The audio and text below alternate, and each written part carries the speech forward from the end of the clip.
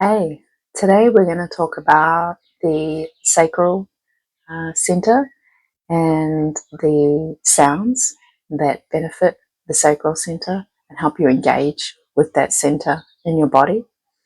Now, this is often considered one of the main 7 energy centers that many people work with, and it's often considered the second center, just above the root center. And this is often your center of creativity, emotions, sensuality, and pleasure. So we're going to talk about some instruments and sounds that can help you work with the center, and then also some of its benefits and uses, as well as also ways in which you can listen to these sounds. So when we're looking at colors and we're looking at the center, often people would associate the color orange with this center and the element of water. And it really is about governing our ability to feel, connect, and create. Now, if some of you may have explored, there's many ways in which you can use your throat, right? And there's many mantras that you can create, that you can use, that have already been written about and shared. And one of them is the mantra of Vam. Now, chanting this mantra is often associated with clearing and stimulating the sacral center. And the vibration of this sound, coming out of your voice or listening to others that are chanting this mantra, it often targets things like emotional balance, your sort of creative energy, and your flow in relationships. Now, the next instrument that I want to talk about that you can use to work with the sacral center is the solfeggio tunings. Now, I have recorded a vlog talking about the solfeggio tunings, and this one we're talking about specifically is 417 hertz. This sound is often associated with the sacral center, and it's believed to encourage positive change and emotional healing, listening to this tuning fork. And it can also bring in a sense of fluidity and joy into your life as well. Now, the last instrument that I want to touch on, we could almost group them together, and that is Tibetan singing bowls and crystal bowls. Now, I'm not saying these are one and the same, but they look similar, and the way in which you use them is similar as well.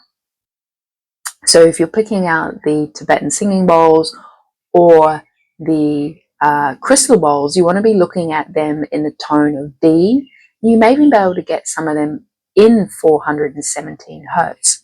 I'm not sure. Let me know if you found something like that. I haven't specifically looked myself, but I am sure that you can get many of these Tibetan singing bowls and crystal bowls in a variety of frequencies. I have come across many in 528 and 432. So you may even be able to get some of them in solfeggio tunings. And when you're playing these can create what we would call sound baths, right? So as you're bathing in the sound that these instruments are creating.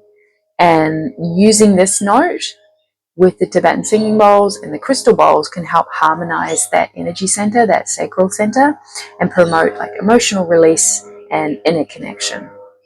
There's a plane going over while I'm recording this, so apologies if you can hear that.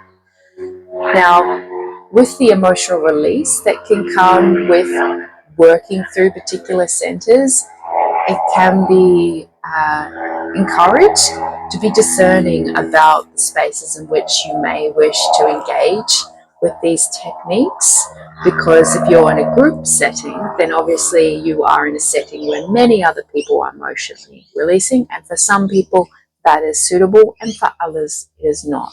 So it's up to you. Use your discernment as to whether you wish to engage in a group setting with these sounds, or it's something that you wish to do one-on-one with a practitioner, or even just yourself.